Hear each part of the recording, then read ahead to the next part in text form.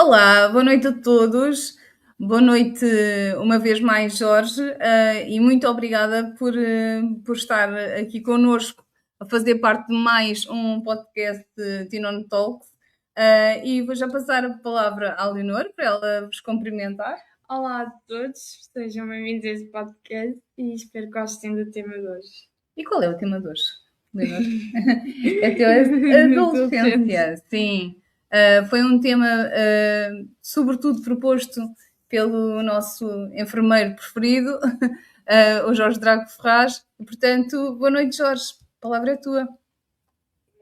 Olá, boa noite. Boa noite, Leonora. Antes de mais, obrigado, porque o programa é teu. Obrigado por me convidares mais uma vez.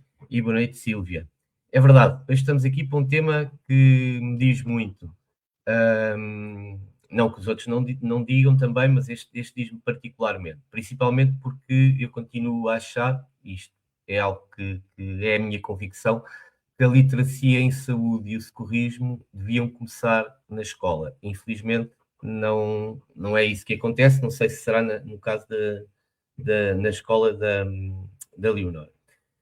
Eu aqui, enquanto enfermeiro com especialidade em reabilitação, o meu foco continua a ser, o meu foco diário continua a ser a preservação da autonomia. E num contexto de emergência, os primeiros minutos são críticos. Todas as decisões que são tomadas no minuto 1 vão determinar a complexidade da futura reabilitação da vítima, do doente, ou até mesmo o socorro. Nós aqui não se vai tratar de um curso técnico, mas falarmos aqui de ferramentas práticas para os jovens saberem agir perante situações mais comuns, como os ataques de pânico, os desmaios, as crises de asma e agora mais frequente também as situações de insolações. O objetivo aqui não será, obviamente, ensinar técnicas complexas, mas três bases para mim primordiais, que a primeira será desmistificar o socorro, falarmos aqui a questão do 112, combater o pânico de quem está a auxiliar, de quem está a socorrer, e ensinar os jovens a comunicarem com eficácia. Que a parte da comunicação é a parte principal, primordial, para que os meios sejam desencadeados para o socorro à vítima sejam os mais adequados e sejam os mais céleres, o mais rápido possível. Iremos aqui debater de uma forma prática como capacitar aqui os jovens para a correta triagem e a comunicação, então, para o 112. Sendo que a maioria dos adultos não sabe o que dizer quando liga para o 112.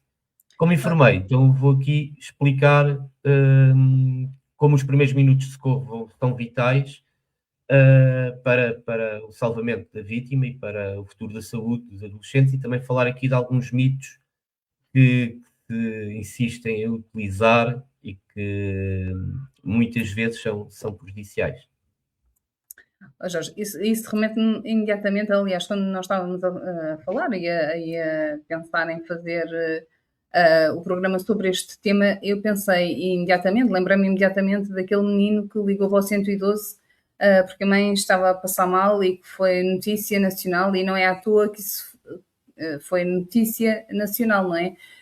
Em todos os telejornais, inclusive depois, foram convidados a ir a vários programas, e ao mesmo tempo que é de louvar, fez-me efetivamente refletir que algo que é assim tão extraordinário, se calhar devia ser a nossa normalidade.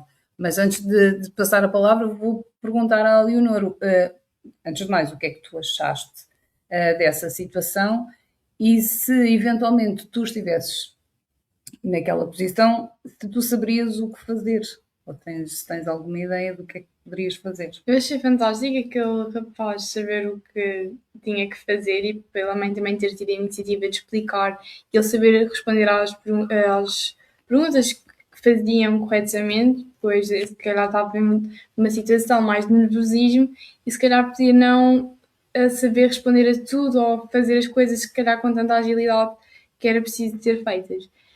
Se eu estivesse no caso dele, eu acho que ligaria também para o 112, mas acho que também não saberia responder, se calhar, a certas perguntas que me faziam, porque às vezes nós não temos tanto essa informação, os nossos pais também não nos vão explicar, porque, por exemplo, a minha mãe não tem nenhum problema desse tipo, então eu não precisaria de saber, então caso eu tivesse com uma pessoa que precisasse, eu depois nesse momento não ia saber como agir.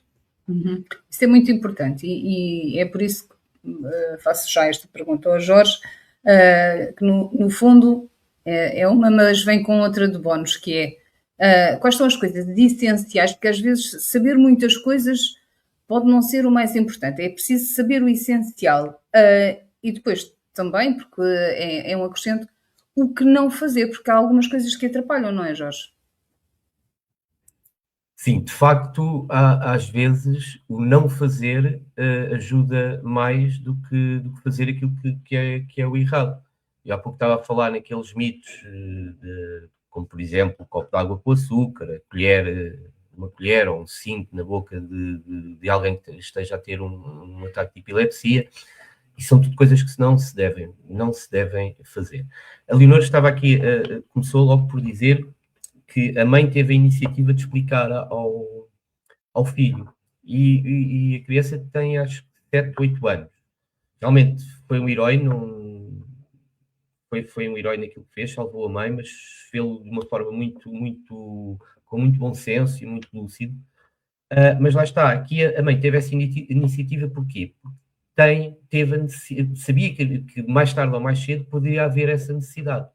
E nós, seres humanos, acho que em geral, mas nós, muitos portugueses, temos muito aquele pensamento que as coisas acontecem sempre ao outro, não pensando que um dia nós poderemos ser o outro, o nosso pai, o nosso amigo, a nossa mãe poderá ser o outro.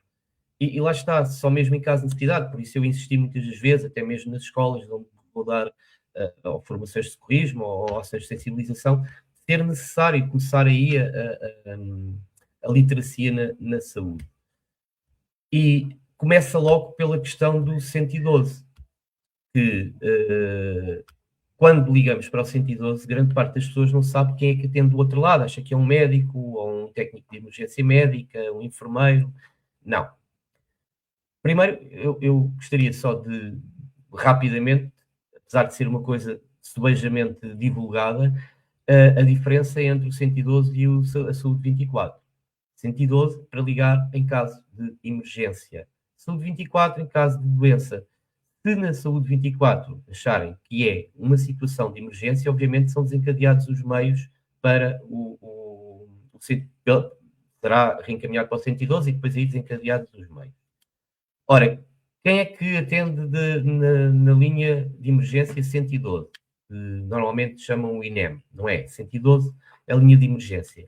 É sempre um agente da PSP ou um militar da GNR. Portanto, é sempre um agente da autoridade. Não há médicos, não há enfermeiros a atender essas chamadas. Na Saúde 24 são sempre enfermeiros a atender, no 112 é sempre um agente da autoridade. E porquê? Porque é necessário fazer uma triagem de segurança e localização. As pessoas podem perguntar, então, mas porquê que há de atender a polícia se eu me estou a sentir mal? Pois, mas do outro lado não se sabe. E muitas vezes, e por isso este algoritmo foi criado desta forma, já há alguns anos, há cerca de 40, neste sentido, porque algumas das vezes, ou muitas vezes, em situações de emergência médica é necessário também agentes da autoridade, seja porque um acidente de trânsito, uma situação de contenda na via pública, ou seja, de violência, assaltos, várias coisas. E então, muitas das vezes é necessário também ir para o local um CP, um carro de patrulha da PSP ou uma viatura da GNR, para além da ambulância, chamada ambulância do INEM. Era depois também outra coisa que gostaria de explicar em breve trecho, que não tem assim tanta importância, mas para as pessoas perceberem que vem uma ambulância dos bombeiros, ou vem uma ambulância do INEM, ou vem uma carrinha amarela, que é a viatura médica de emergência e reanimação, a VMER. E em que situações esses meios são desencadeados. Portanto, quando ligamos para o 112, é sempre o agente da PSP ou da GNR que atende, e quando nós ligamos, claro, quem tem depois cursos de socorrismo, coisas mais avançadas, quando o agente atende, nós pedimos sempre para ligar, ligue-me ao CODU. Significa que é uma emergência médica. O CODU é o quê? É o Centro de Orientação de Doentes Urgentes. É um call center, aí sim está um médico, 2 enfermeiros, um enfermeiro, conforme quem estiver, conforme a escala de serviço, e quem atende é sempre um técnico de emergência médica. Esse técnico de emergência médica, quando a chamada é passada, todas as informações que estão a ser dadas, por exemplo, acontece muitas vezes as pessoas dizerem eu tive que repetir a mesma coisa 2 vezes, passaram para outro colega. Não, são 2 atendimentos distintos. O primeiro atendimento é realmente do agente de autoridade para verificar se é necessário, por uma questão de segurança, triagem, enviar meios de autoridade, não sendo, e a pessoa diz, olha, esta pessoa desmaiou, esta pessoa cortou-se, esta pessoa está desmaiada, ou esta pessoa está a sangrar, ou algo do género, ou como aquela criança fez, a minha mãe desmaiou, não fala, não responde.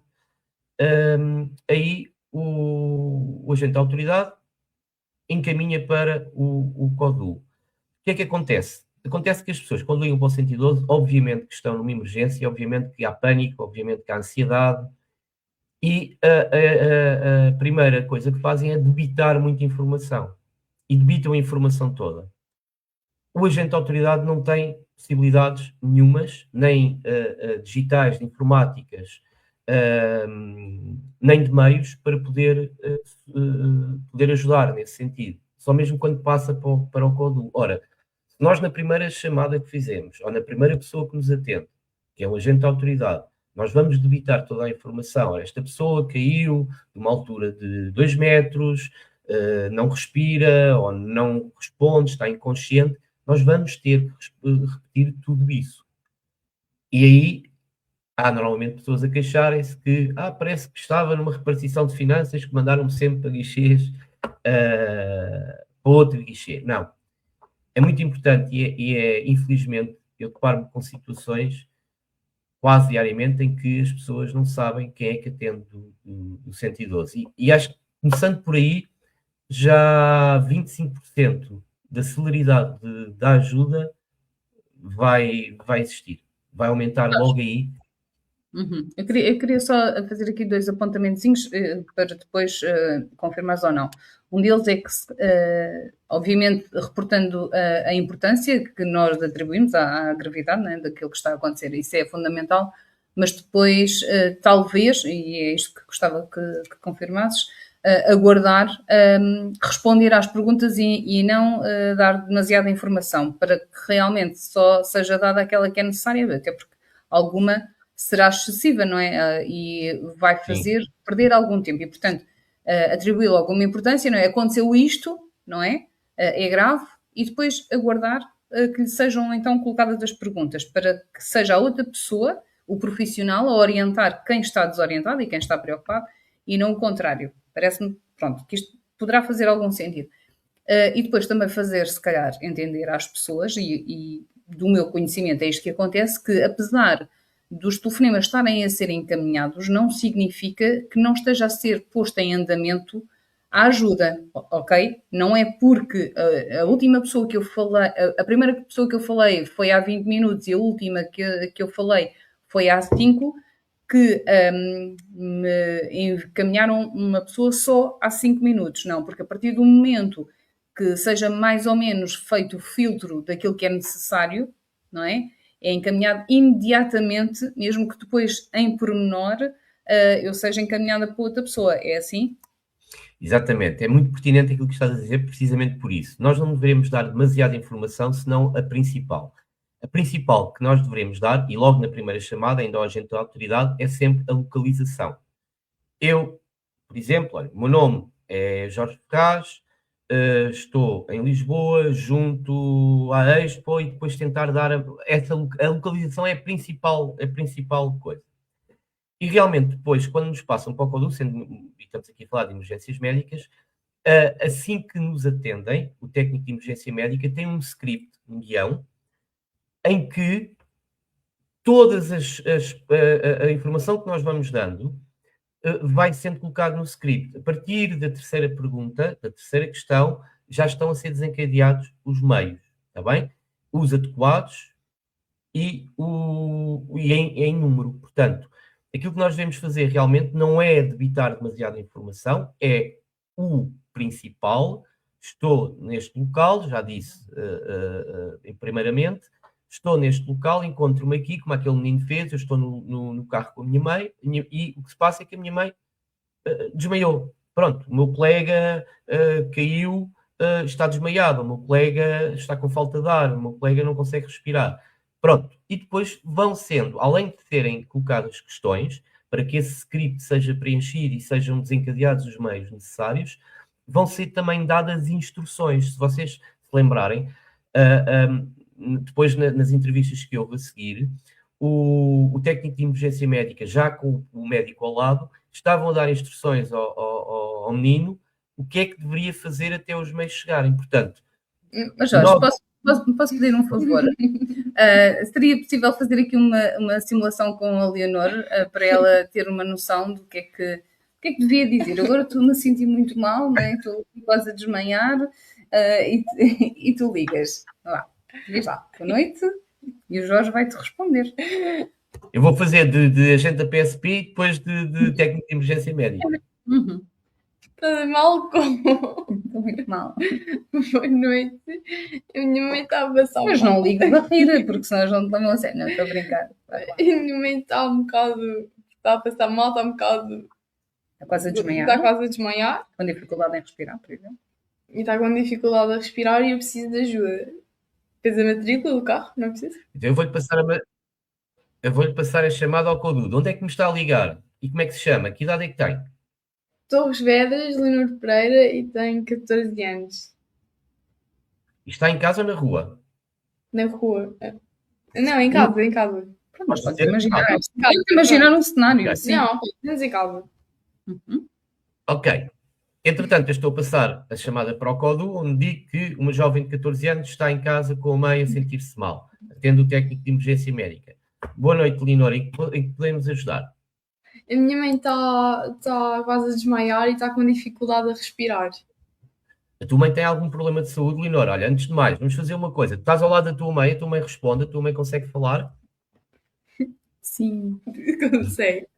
Sim. Olha, consegues pôr o telemóvel ao pé da boca da tua mãe só para ouvir como é que a tua mãe está? Ok. Sim.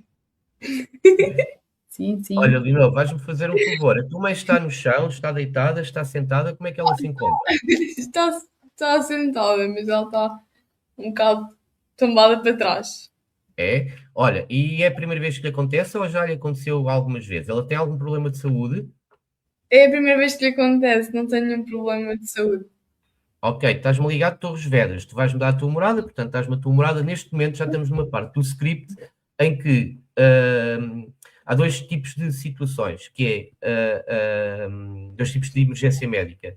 Uma de acidente e outra de súbita. Nós chamamos a súbita. Súbita é uma doença súbita, portanto isto é uma situação de doença súbita. Uma doença súbita no domicílio em que a mãe está prostrada, não é propriamente, não perdeu os sentidos, e é aqui que vão ser desencadeados então os meios.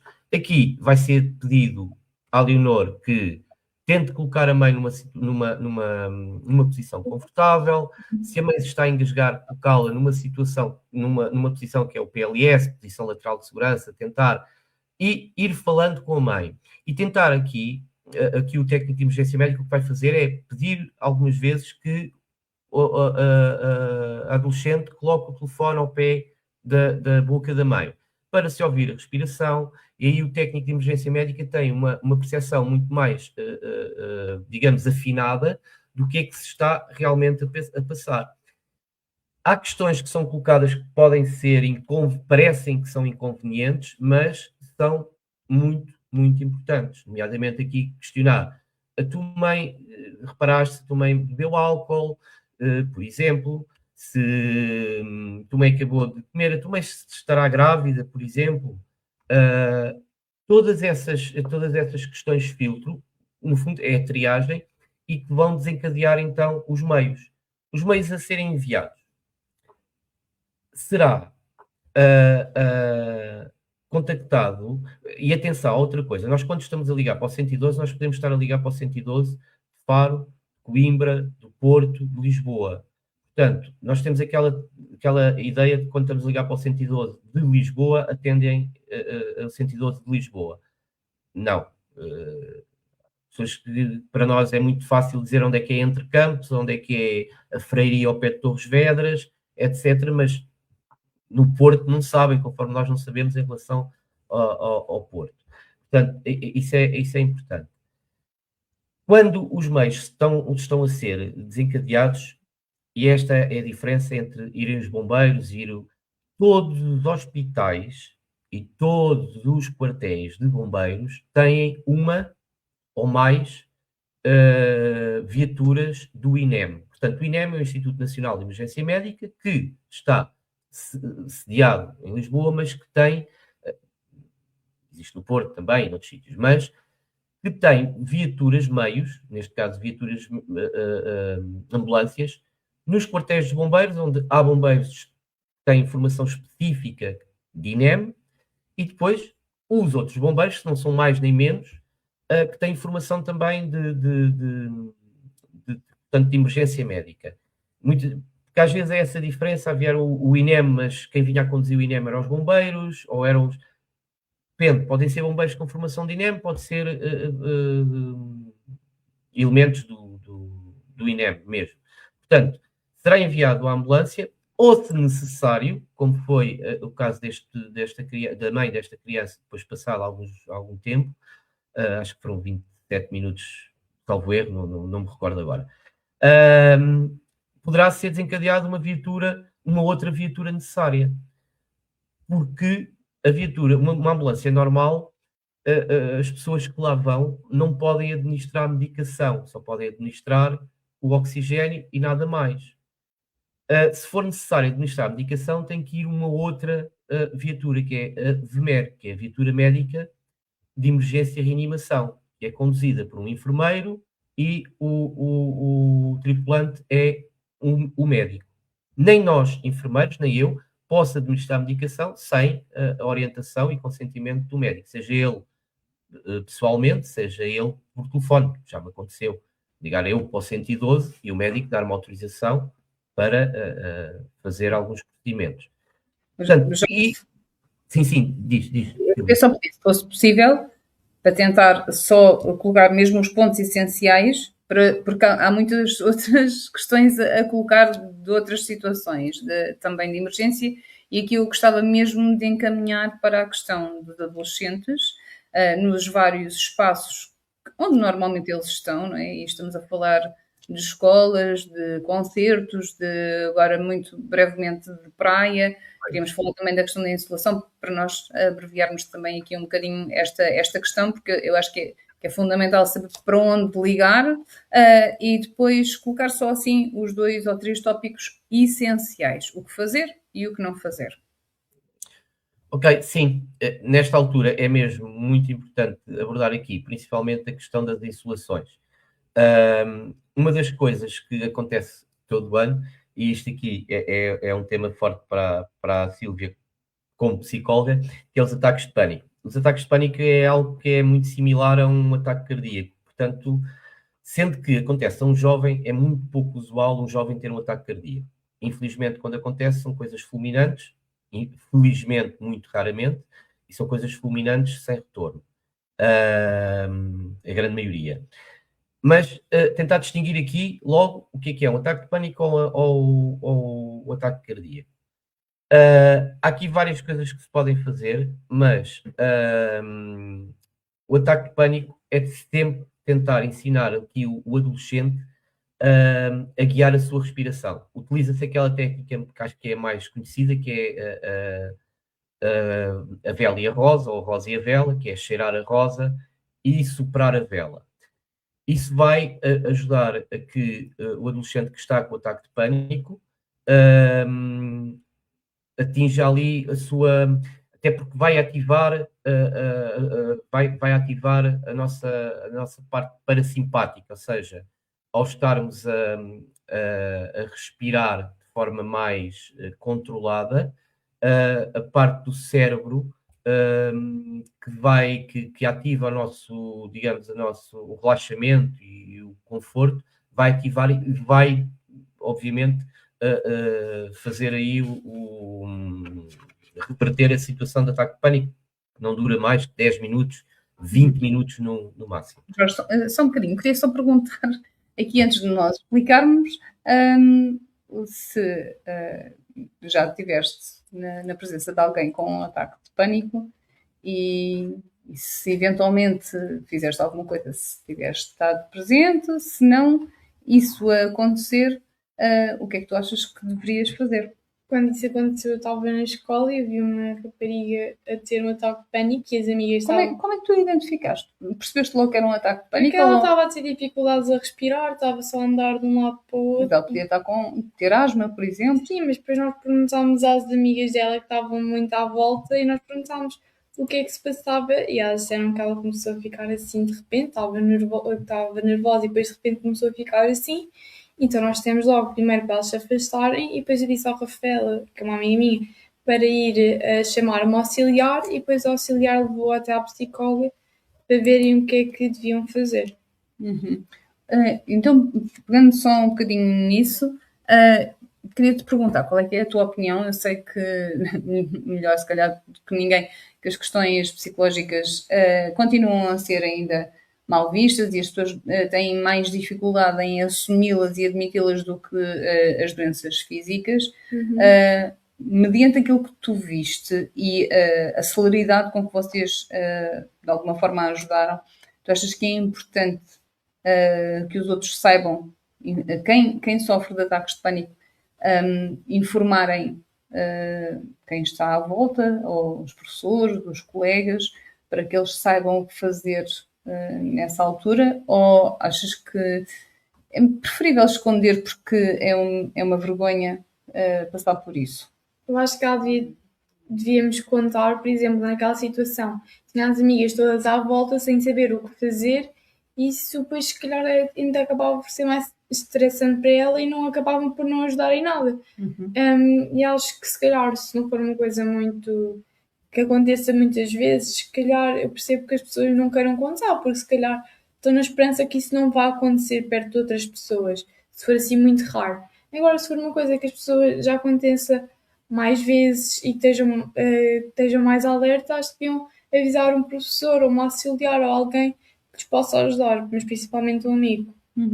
Isso leva-me a pensar ainda outra coisa, que é, tu alguma vez, tu vais passar para o 10º ano, espero eu, e até agora, alguma vez te informaram na escola, houve alguma ação de sensibilização, algum workshop, ação de esclarecimento nesse sentido, para vocês terem noção, saberem identificar os sinais de um ataque de pânico? Não, por exemplo, eu sei porque tu és minha mãe, acho que algumas pessoas não sabem também porque acho que é um bocado evidente a ter que alguma coisa não está bem, seja um ataque de asma ou um ataque de pânico, o que for.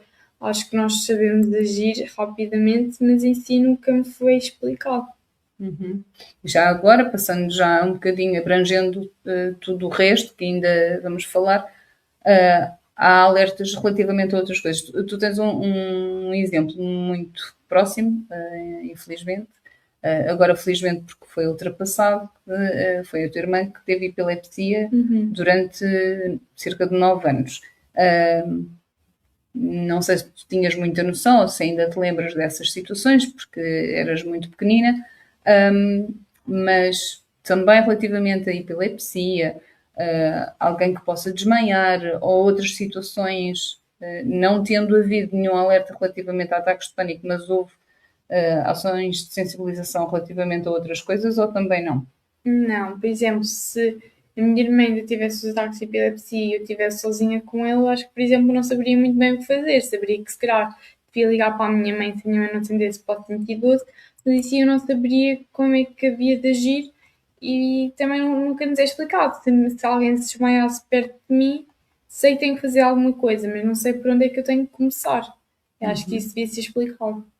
E para passar agora a palavra ao Jorge, não sei se tu sabes, mas às vezes o melhor é mesmo não fazer nada, porque, por exemplo, alguém que desmaia e que pode bater com a cabeça, ou que está numa situação, por exemplo, de um acidente, nós não devemos mexer no corpo dessa pessoa sem saber o que estamos a fazer, porque podemos prejudicá-la. Tens essa noção?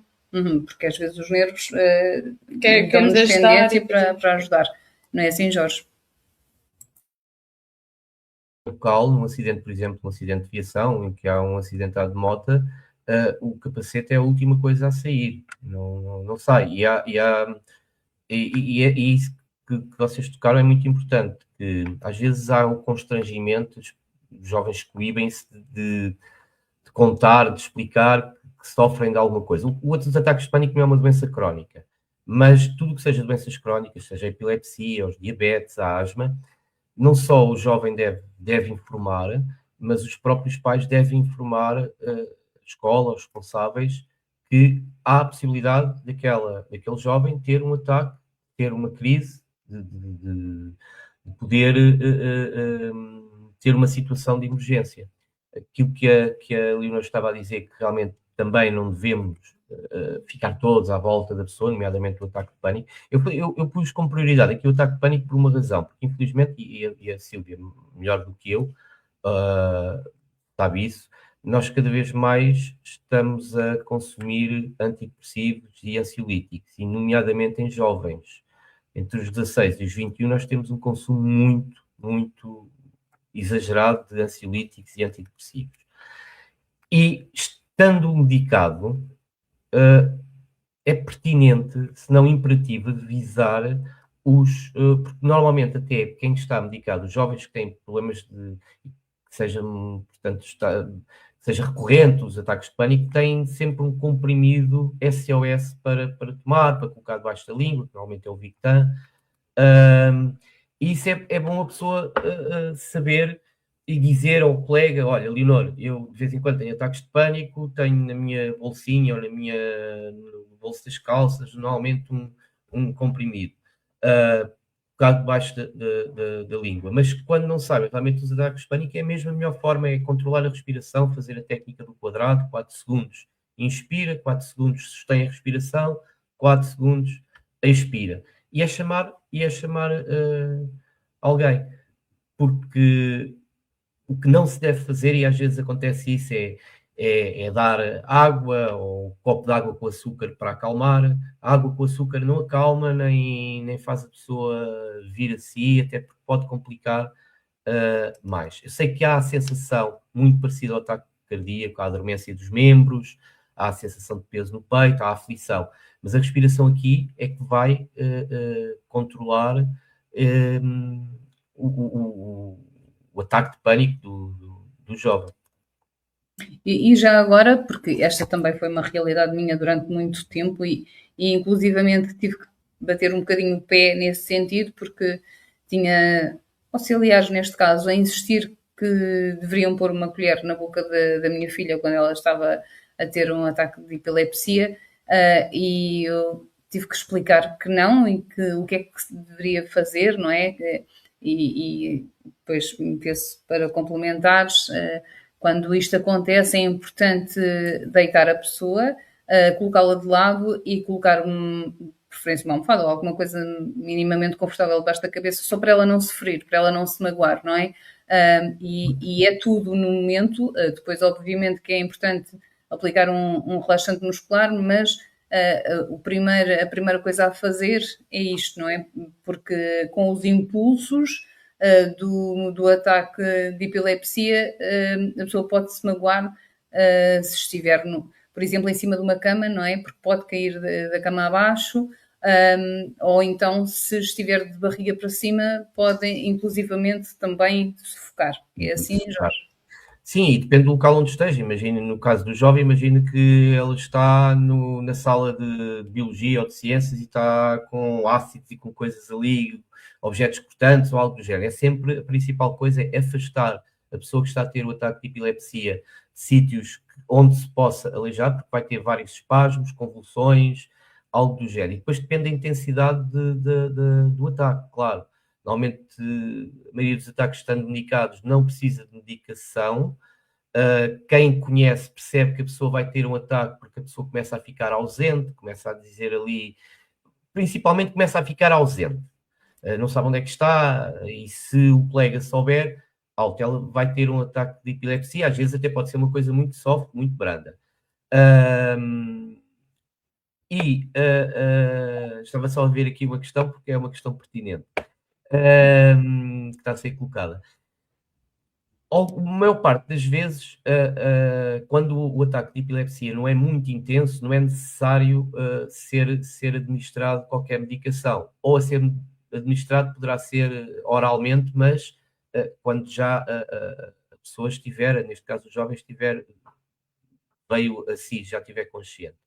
Em situações extremas, claro que é necessário, e a Sílvia tendo a filha assim, algumas vezes, se calhar, foi necessário a injeção de diazepam, do Valium, para controlar o ataque de epilepsia, mas isso depois é feito pela equipa médica. Agora, a principal coisa realmente é uma almofada, tentar desapertar calças, tudo o que seja coisas cortantes, coisas contundentes, afastar a vítima desse local e esperar que o socorro venha, seja auxiliar, seja um professor, seja um responsável, que tenha conhecimento. Agora, mais uma vez eu digo, é muito importante que não sejam tomadas esse tipo desses mitos. A colher na boca só vai fazer com que, para já, porque ao colocar, pode eventualmente um dedo da pessoa que está a ajudar lá ficar, porque a mandíbula fecha e depois já não abre. Ou abre, mas é preciso saber a técnica para abrir a mandíbula. E aí pode haver outras consequências, nomeadamente a fratura de mandíbulas e a fratura dos maxilares. A colher é isso, só vai fazer com que a pessoa se aleije. Mais nada, seja nos dentes, seja a própria língua. Não é uma pseudociência que não é um mito. Poderá eventualmente existir situações, e em emergência médica existem utensílios específicos para isso, mas pode ser utilizado um cinto para que a língua não enrole e não faça, a pessoa não sufoque. Mas isso é colocar, porque a própria colher pode eventualmente sufocar ainda mais a vítima. Portanto, isso não é para fazer. Não. Decididamente não. Exatamente. Bom, Jorge, temos aqui uma questão muitíssimo pertinente da Juliana, não é? E que nos questiona qual é a diferença entre o ataque de pânico para o ataque de ansiedade. Aqui eu gostava, de debruçar aqui um bocadinho, vou tentar ser rápida, e efetivamente a ansiedade é algo que está todos os dias como tema em cima da mesa e que eu gostava de desmistificar, porque às tantas acho que é demasiado pejorativo, porque a ansiedade é uma emoção ajustada, ou seja, é pertinente, é importante que nós sintamos ansiedade. A ansiedade é algo que faz com que nós aceleremos o nosso metabolismo e que nos deixa mais alerta e que nos faz não esquecer e não adormecer relativamente a alguma situação que pode efetivamente nos colocar em perigo, não é? E, portanto, a ansiedade é isso mesmo, é pôr todos os nossos alertas a trabalhar, não é? Portanto, o nosso sistema simpático e parasimpático, ele está todo ligado, não é? Está tudo a trabalhar em nossa função, não é? É para nos proteger, para nós conseguirmos, numa situação efetivamente de perigo, sabermos reagir àquilo que nos estiver a acontecer. Porque se nós virmos um leão que nos vem atacar, convém que nós tenhamos capacidade de reação e que essa capacidade de reação seja rápida. E é precisamente a ansiedade é necessária nesse momento, da mesma forma que se eu for ter uma apresentação extremamente importante, que pode ser crucial, eu tenho que fazer o refresh frequente na minha cabeça, não posso esquecer, tenho que me lembrar, ver se aquilo não deixo passar, tenho que estar atenta àquilo e tenho que estar atenta a outro, e portanto a ansiedade faz-me isto, faz-me acelerar o meu metabolismo, faz-me ficar atenta, faz-me ficar alerta, faz-me não esquecer aquilo que efetivamente é importante e que pode ser crucial. Agora, quando é que isto então passa a ser um problema, não é? Porque a ansiedade está na boca das pessoas a todo o momento, como se fosse uma coisa muito má, e não é assim. Passa a ser assim quando, obviamente, eu faço uma avaliação errada do meu cenário, daquilo que me está a acontecer. É como se, eu costumo dar este exemplo, é como se estivesse a aproximar-se um gato e eu visualizasse um leão.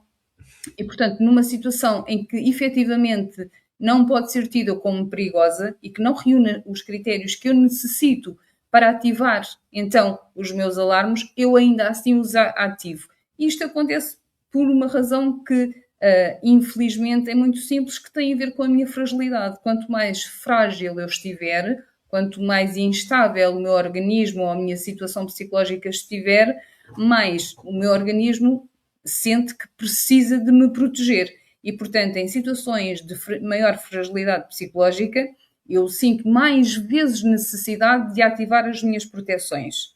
Ok? Por isso é que mais vezes acontece quanto mais frágil a pessoa estiver.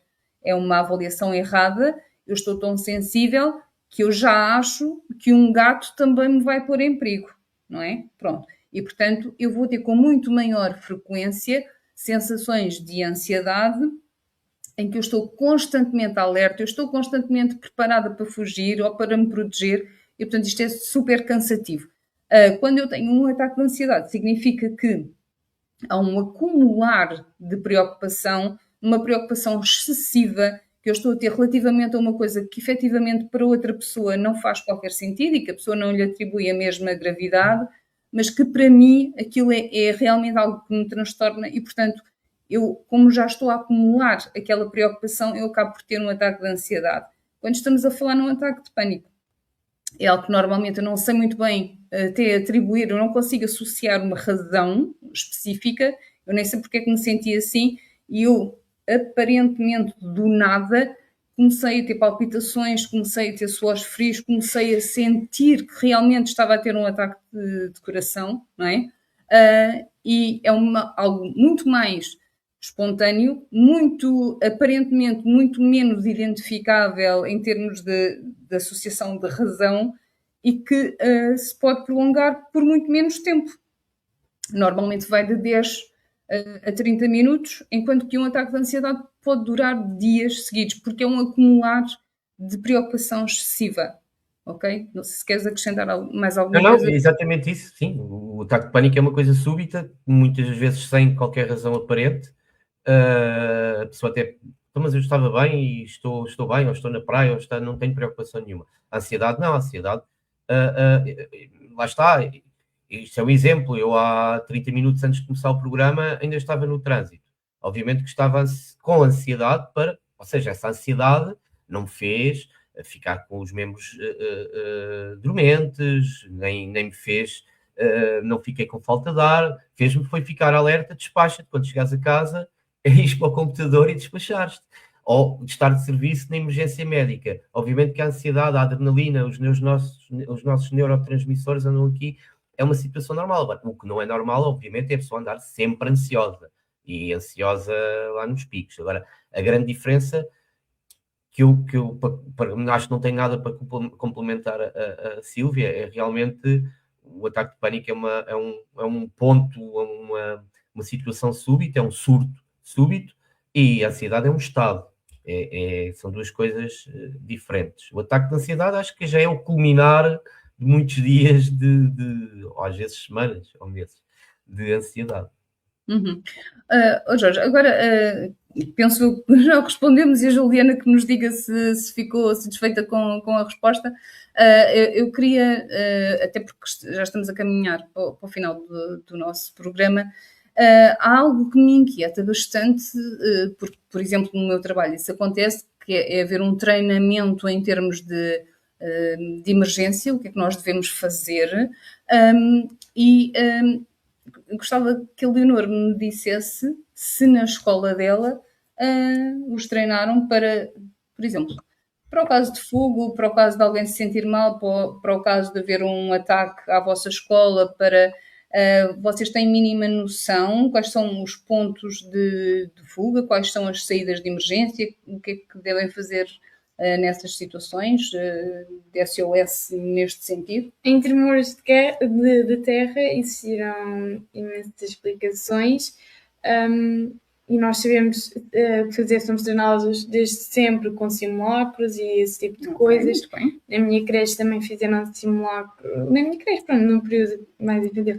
fizeram simulacro onde também vieram os bombeiros, também para nos mostrar como é que era, mas eu sei que se calhar é um bocado, umas exceções um bocado raras, por exemplo, se calhar saídas da escola, se calhar isso também não sabemos, depois quando foi esses simulacros, as pessoas por mais que saibam o que é que têm de fazer, acabam sempre, quando é para sair da sala, saem todos desordenadamente, exatamente. E se então, esqueceram de alguma coisa, voltam para trás, que é o problema, desculpa o interromper, mais Leonor. importante é sempre o meu telefone, vou buscar o meu telefone ou o que for, vou buscar a minha carteira. E depois acabam por mais que saibam o que é que devem fazer, acabam por não fazer. E depois juntam as turmas todas, o que não é suposto, para saber quem é que falta e esse tipo de coisas. E então, nesse sentido, a escola dá-nos essa informação, mas agora, em questões de saúde mental, como a ansiedade, os ataques de pânico, ou então até mesmo só um desmaio, eles não dão-nos propriamente informações sobre o que temos de fazer. Na minha turma, a nossa professora de ciências fez questão de nos explicar, para ficarmos um bocado, pelo menos, a saber mais ou menos o que fazer, mas sei que é um bocado uma exceção, porque na minha escola não diz que temos mesmo que saber aquilo. Até porque acho que há um tópico que eu acho que acaba por ser penalizador, que é informarem que é um simulacro, não é? Que não é uma situação efetiva.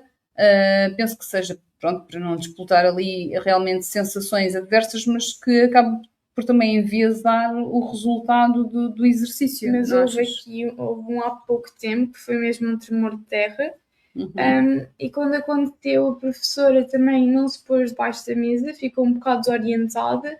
Nós pusemos debaixo da mesa, mas uma pessoa que estava no quadro também não sabia o que é que havia de fazer, porque ela não estava perto da sua secretária, e depois, nessa situação, saímos todos da sala de aula, fomos para o campo e estava tudo muito desnorteado.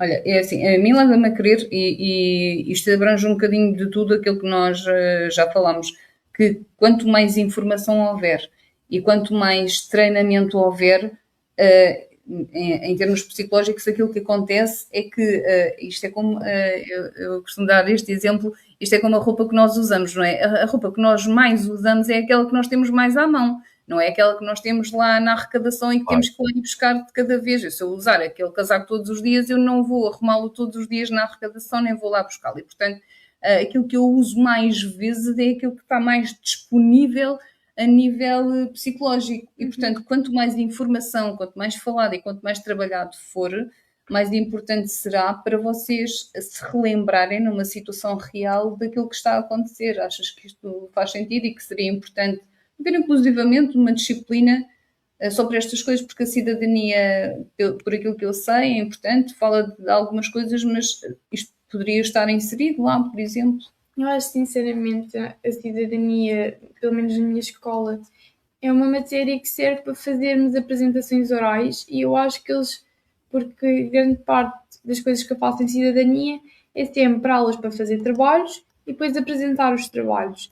E acho que isso não nos mostra grande coisa, porque acho que a cidadania devia-nos orientar, por exemplo, agora estou no nono ano, podia-nos orientar sobre a gestão financeira, esse tipo de coisas, podiam-nos orientar sobre este tipo de coisas, sobre o que fazer, porque cidadania não é para estarmos a fazer, acho que não devemos estar sempre a fazer trabalhos, e se calhar trabalhos relacionados com outras disciplinas, até às vezes, não é? Por exemplo, agora fiz um trabalho sobre geografia e sobre os ODS, só que é uma coisa que nós somos familiarizados desde cedo, e acho que se calhar havia questões que eram mais importantes, mais pertinentes para fazermos trabalhos, como por exemplo cada um ter um trabalho sobre este tipo de coisas para explicar à turma, porque ODS e esse tipo de coisas, acho que em geografia já falam muito e em ciências também já falamos muito, e acaba por ser repetitivo e não aprendemos mais do mesmo. Jorge, já agora, e indo nesta senda, também para, entretanto, nos despedirmos, alguma coisa que queiras perguntar à Leonor relativamente a tudo isto? Queria perguntar em relação a isto, só acrescentando que realmente os simulacros são muito importantes e é para levar a sério. Nestas questões, tu, por exemplo, na tua escola, tu sabes quem é o funcionário responsável pela saúde, sabes onde é que está um kit de primeiros socorros, onde é que isso existe? Eu sei, porque eu também sei quem é que é chefe dos auxiliares, portanto, qualquer coisa. Tem formação não. Ela está por uma situação excepcional. Porque a minha ela é prima da minha melhor amiga, que trabalha lá na escola. Então, pronto, eu sei quais é que são os auxiliares que eu se calhar devi ter, mas é porque eu também dou-me bem com elas Mas é uma situação excepcional, não é uma informação que um aluno habitualmente tenha. Se calhar outro aluno de outra turma, ou que não se dê com ela, acaba por não ter essa informação. E então eu sei excepcionalmente, sei onde é que está excepcionalmente, e se calhar se eu for lá pedir, elas não são tão más comigo, ou não são tão brutas ou desvalorizam tanto, porque sabem quem é que eu sou, porque acho que se calhar fosse outra pessoa, também eram capazes de tentar visualizar o problema. Pronto, era essa a questão que eu queria chegar. E só, antes de fechar, só abordar aqui a questão das insolações, porque nós estamos numa altura de festivais, de praias, de torneios, no final agora da escola, há os torneios desportivos, de futebol, etc. E dar aqui mesmo realmente aqui os sinais de alerta, que é muito importante. Principalmente aquilo que devem fazer, devem estar atentos à pele muito quente, muito vermelha e seca, aquelas dores de cabeça, as tonturas, tudo isso. Ou mesmo a pessoa começar a dizer frases sem sentido, isso é sinal de insolação. E depois o que é que devem fazer? Claro que retirar a pessoa ir para um local fresco, colocar panos úmidos nas testas, nas axilas. Axilas, virilhas e testa, é o principal sítio. Quer seja para aquecer, quer seja para arrefecer. E dizer para não fazer uma coisa que vocês jovens é muito usado em vocês, aquelas bebidas energéticas. Não dar bebidas energéticas para a pessoa, digamos, vir a si e se hidratar. O café, a cafeína aqui, aquilo não é cafeína, taurina, etc., vai acelerar o ritmo cardíaco, vai desidratar ainda mais. Portanto, não dar isso. Se a pessoa conseguir e respirar, dar pequenos golos de água fresca nas fontes, na testa, axilas. Agora, bebidas energéticas, não. Vai fazer pior. É como o café para a tensão subir. Não, o café não faz a tensão subir. O café faz o ritmo cardíaco acelerar. O que faz a tensão subir é o sal. Não tem sal, uma água das pedras tem sódio, vai ajudar. Se a pessoa desmaiar, pernas elevadas e recupera. Nas senhoras é muito mais, no sexo feminino, acontecer situações de hipotensão, principalmente agora de verão. Portanto, fica aqui só o aviso, é normal as mulheres terem tensão mais baixa do que os homens, principalmente no verão. Portanto, ninguém morre com hipotensão, a não ser que bata com a cabeça em algum sítio, portanto há que evitar isso. Mas tinha sido esta a questão que eu tinha perguntado, que realmente que me leva a isso. Todos os sítios onde eu tenho ido, é constatar que não há alguém responsável ou com formação para ajudar, ou mesmo os adolescentes saberem onde é que posso. Não tem que ser necessariamente uma situação de emergência médica, só fazer um pequeno corte, algo do género, uma pequena queimadura, ou até chegar o socorro, poder ter uma ligadura para conter uma hemorragia, um corte, ter algo para poder, não sei, por exemplo, avaliar a tensão, um oxímetro, um termómetro, e saber onde é que isso existe. E às vezes deparo-me com situações em que nem os próprios funcionários sabem onde é que isso existe. Sim, eu queria só aqui então pegar nos últimos comentários que são da Carla Carapeta. Ela diz que teve um há 3 semanas, foi horrível e não sabe muito bem se foi pânico ou ansiedade, mas foi muito bem atendida através da Saúde 24 e eu folgo muito em saber, não é? Bem-ajam por isso, porque eu acho que também, de uma forma geral, a saúde mental está cada vez a ser mais respeitada e levada em conta. Infelizmente, muito após o Covid ou a partir do Covid, mas se serviu para isso, pelo menos serviu para alguma coisa. Bom, também não sei, Carla, se foi um ataque de pânico ou de ansiedade, porque não tenho historial, não sei, não acompanho, mas é aqui, pronto, pelo menos esta diferenciação, se foi realmente uma coisa que foi um culminar já de uma situação já estressante e de ansiedade, ou se foi algo aparentemente despoltado do nada e então, nesse caso, terá sido mesmo um ataque de pânico. Não quero deixar de agradecer a todas as pessoas que participaram, eu fico muito contente que o façam, porque esta é sobretudo uma oportunidade também de nós podermos de alguma maneira chegar às pessoas e esclarecê-las, não é? E tirar-lhes as dúvidas que têm. Este é um podcast sobretudo dedicado aos adolescentes e a quem os rodeia, não é? Familiares, professores, irmãos mais velhos, quem quer que seja, dedicado a eles, preocupado com eles, não é? Nós percebemos que os adolescentes têm muita informação, mas essa informação é indiscriminada, não é? E por vezes parece que eles sabem tudo, mas não sabem as coisas essenciais, e isto é uma coisa que nós temos também vindo a ver aqui no podcast, não é? Que há muita falta de informação para aquilo que é realmente necessário e para aquilo que lhes diz respeito a eles, propriamente dito. Queria-te pedir para fazer as tuas despedidas antes de passares ao Jorge. Obrigada por assistirem. Acho que deviam, quem não assistiu tudo de início, depois assista, porque este é um tema que é realmente muito importante. Temos só todos alerta, como todos os outros, mas este principalmente. E tenham atenção, informem, se vocês tiverem algum tipo de problema, informem quem vos rodeia mais diariamente, ou costuma dar tempo. Sim. Peçam ajuda e acho que isto é muito importante e boa noite a todos. Jorge, despedidas finais.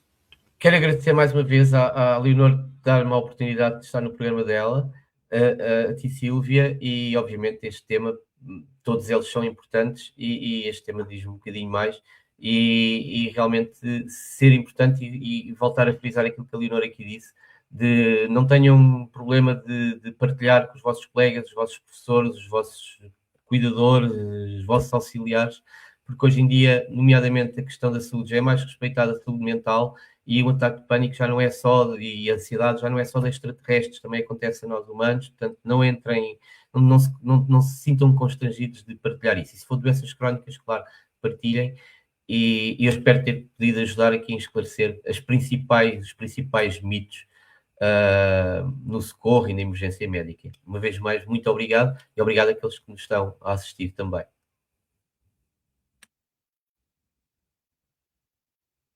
Vou só passar uma vez mais, porque me esqueci de te pedir para anunciar qual vai ser o tema do próximo programa, para a semana, que vamos fazer com a Rafaela. Eu não sei qual é a pressão da escola, qual é o impacto da pressão da escola no dia, na nossa vida. Sim, nomeadamente a propósito dos testes, dos exames, das apresentações e da maneira como isto realmente pode ser muito impactante, porque vai sempre depender da saúde mental, da autoestima, da rede de apoio.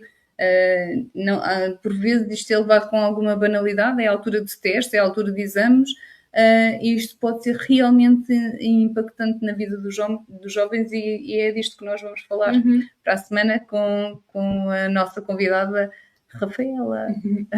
Bom, quero só agradecer uma vez mais. Obrigada, Cristina, pelas palavras. Obrigada, Carla, e a todos aqueles que nos assistiram.